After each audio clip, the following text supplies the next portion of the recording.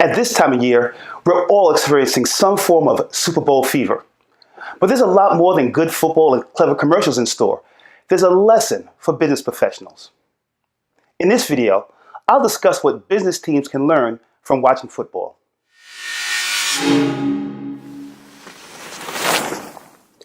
Anyone who watches football on television has witnessed this familiar scene. The camera pans high above the stadium to a booth where your team's favorite coordinator sits looking over the field and reviewing information that's printed on a large laminate. The camera then pans to the field and you see the team's head coach pacing up and down the sideline, wearing headphones and a mic, while closely looking at a laminate that resembles the one that the booth coaches were also using. The camera pans again, this time to the field, where the quarterback is looking toward the sideline at the head coach. The coach reads the play off the laminate and shouts it into his microphone. The quarterback nods his head. He pulls the offense into a huddle and reads from a smaller version of the laminate that's attached to his wrist.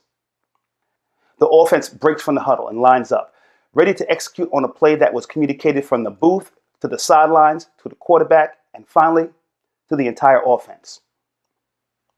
An offensive football play is the ultimate example of good and sometimes bad team communication. Strategy is set by those who have a stadium or high-level view of what is happening across the landscape of the entire field. Tactics are determined by those who have a field-level view of the operation.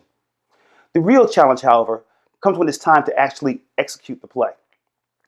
Regardless of what's communicated down and across the organization, the real decision must be made at the point of execution.